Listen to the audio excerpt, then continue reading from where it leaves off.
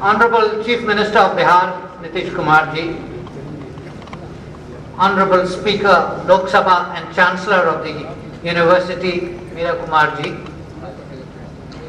Honorable P.K. Shahi ji, Education Minister Bihar, Vice-Chancellor Professor Janak Pandey, Registrar of the Central University of Bihar, members of the faculty and staff, dear students, distinguished guests, ladies and gentlemen. I am happy to be back in Patna and on the occasion of the first convocation of the Central University of Bihar. Coming to this ancient land of wisdom and knowledge of Nalanda and Vikramshila is a matter of intellectual satisfaction, more so today when we award degrees to the first batch of graduating students since the university was set up in the year 2009. I take this opportunity to extend my felicitations to them. As they step out of the familiar confines of their alma mater and enter the real world of myriad challenges and boundless possibilities, I urge them to work tirelessly for nation building and to contribute to inclusive social and economic development in the country.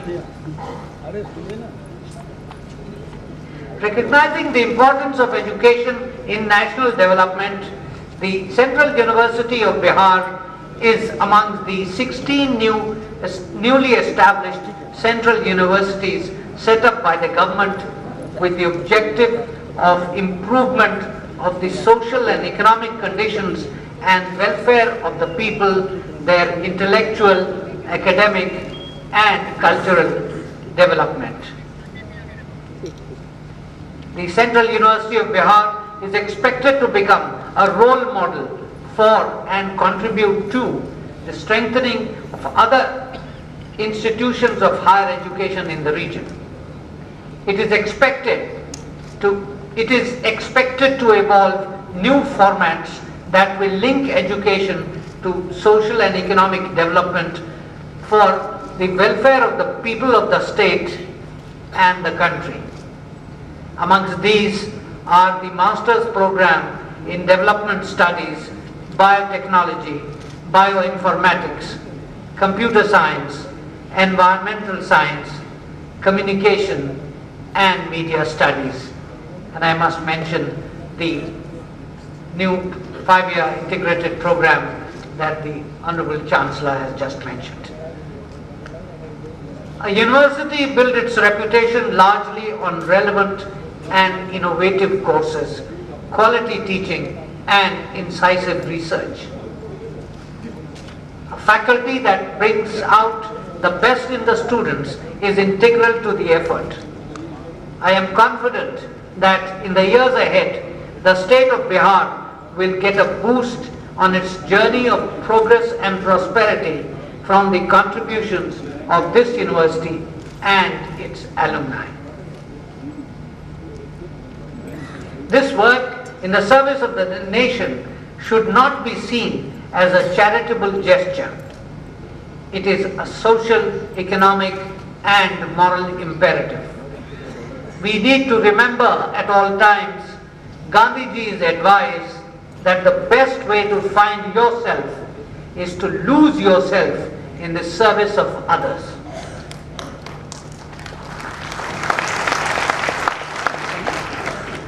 Friends, education has been recognized as the most important instrument for social, economic and political transformation of society. A well-educated population equipped with the relevant knowledge and appropriate skills is essential for economic and social development in this age. Education is a potent tool for socio-economic mobility and a key input for building an equitable and just society. It provides skills and competencies for economic well-being.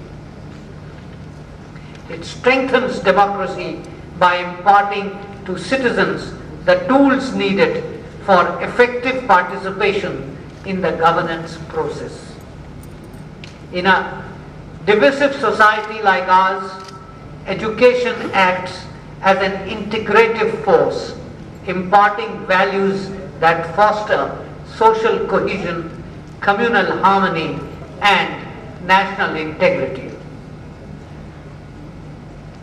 In the rapidly changing and integrated world of today, when scientific and technological development and innovation are bringing a seminal transformation in human civilization, much focus has been on education and skill development to match the demand for high quality and trained human resources generated by this unprecedented progress in human society.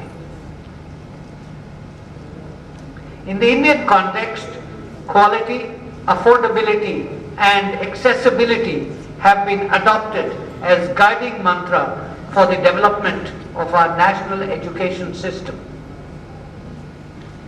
Emphasis has been laid on skill development, vocational training, promoting technical education, enhancing employability, establishment of innovation institutions, expansion of existing institutions and building new ones, with a focus on better quality in research, infrastructure, faculty, and curriculum content. If the initiatives taken by the government and the private sector relating to these objectives are implemented successfully, India is likely to have a world-class education system fully integrated with the global marketplace, which will be the driving force of our emergence as a modern and prosperous nation state in which our people will enjoy the benefits of a peaceful, just, and harmonious society. Ladies and gentlemen, integration with the world of the 21st century will also be contingent on subscribing to and practicing the globally accepted value system relating to governance. One important aspect of it that I wish to touch upon today relates to the protection and promotion of human rights. This audience knows well that some of Emperor Ashoka's edicts are perhaps the oldest pronouncements on human rights. The relevance of human rights in the modern world is best described by the former Secretary General of the United Nations, Mr. Kofi Annan. We will not, he said, enjoy security without development. We will not enjoy development without security. And we will not enjoy either without respect for human rights.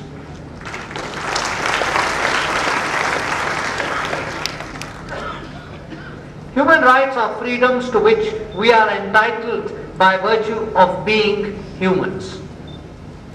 They are based on the principle of respect for the individual and the fundamental assumption that each person is a moral and rational being who deserves to be treated with dignity. They are an important input in the higher evolution of human societies, and at the same time they are an end product of that process.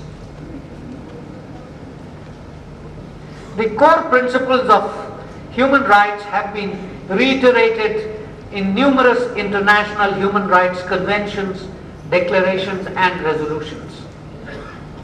These include universality, independence and indivisibility, equality and non-discrimination, as well as the assertion that human rights simultaneously entail both rights and obligations from duty bearers and rights owners.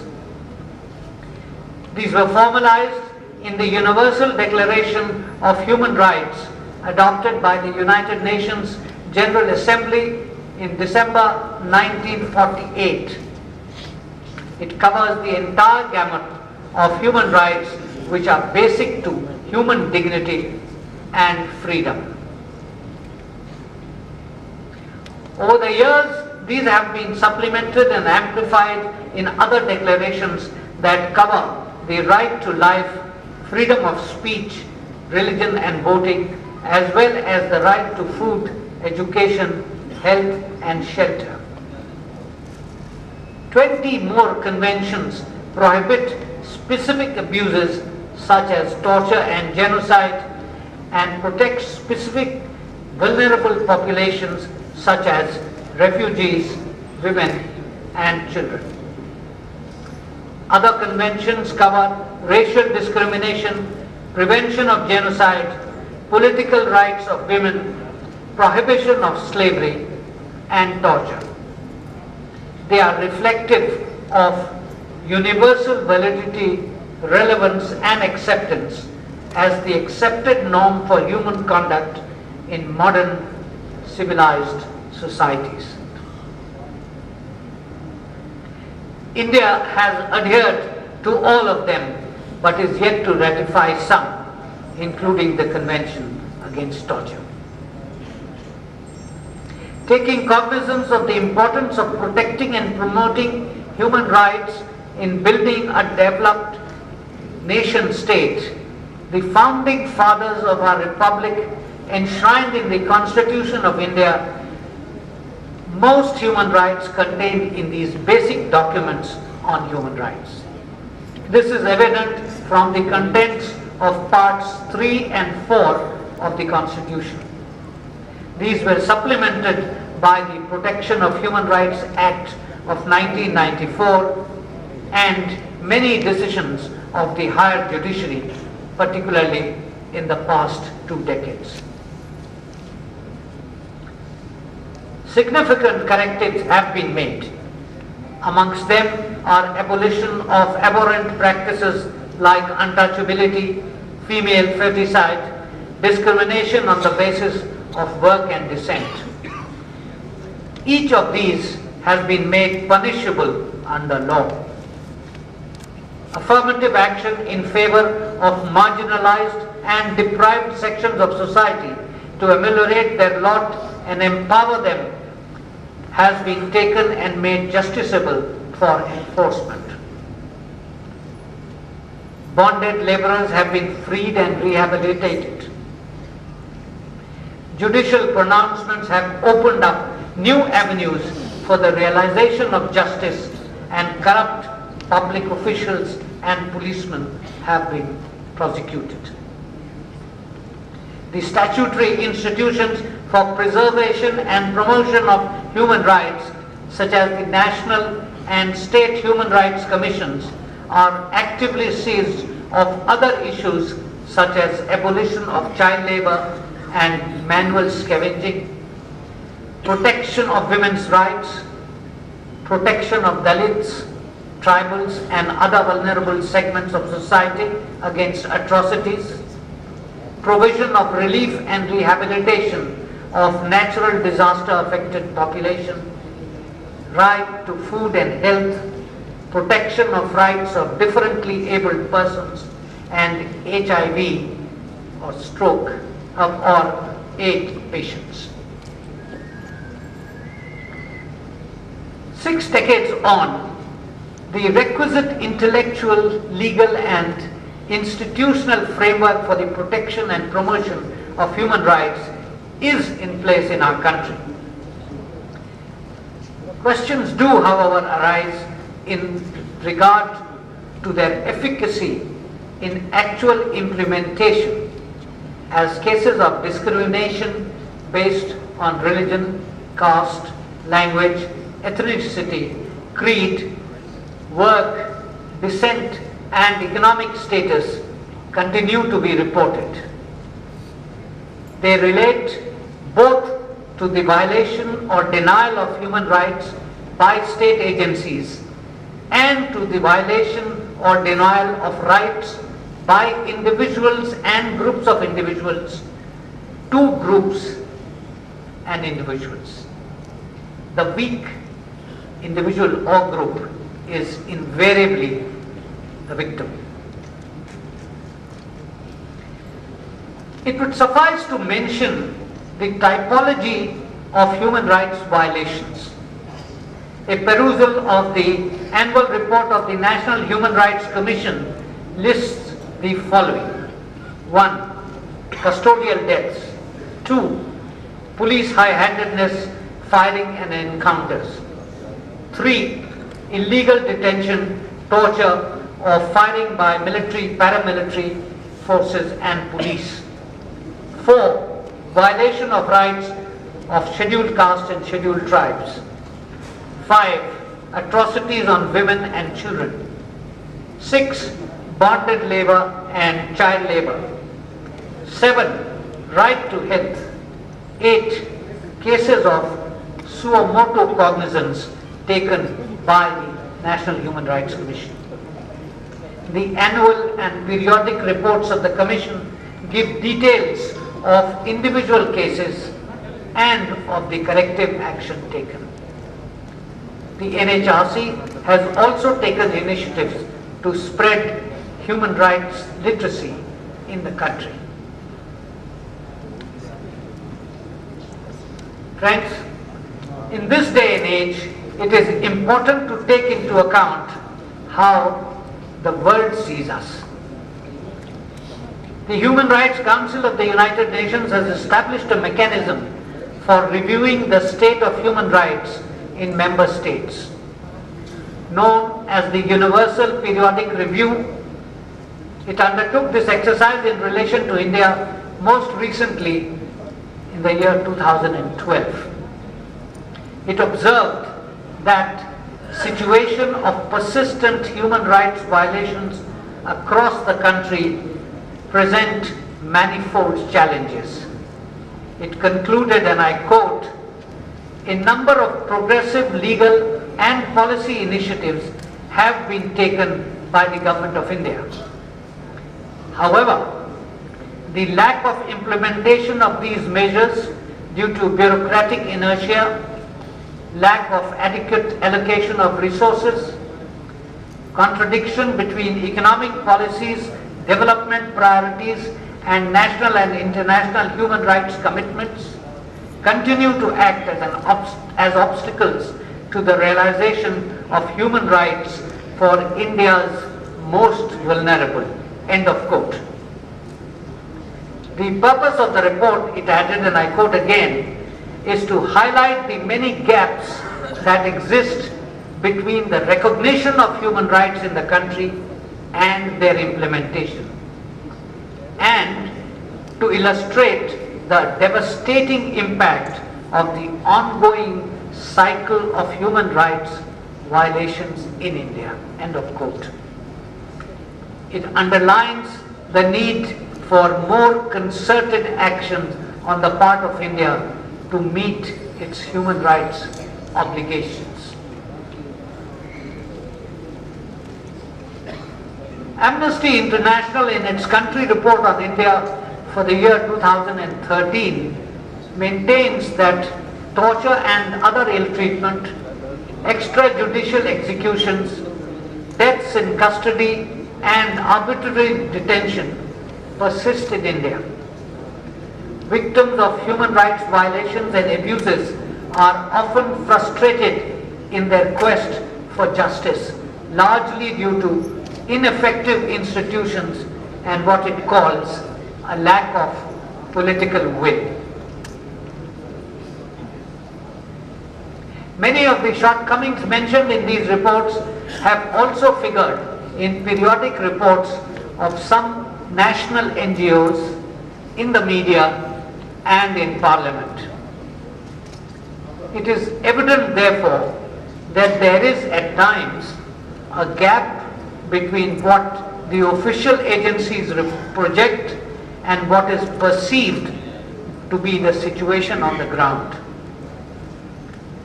One reason for this is wider public awareness of human rights norms. Another is the extent and speed with which defaults or alleged violations are brought to public notice. Many new issues have become part of the human rights agenda and will remain crucial in the coming decades. The conflict over natural resources, the issue of gender equality, and the increasing incidence of gender violence and of caste, communal, ethnic and subnational conflicts amongst communities, and environmental implications of some development projects are examples of these. Human rights abuses by non-state actors such as violent insurgent groups, terrorists and extremists, both from the left and the right, have also emerged as a significant challenge. Faced with these candid assessments, how should we as a society react to them?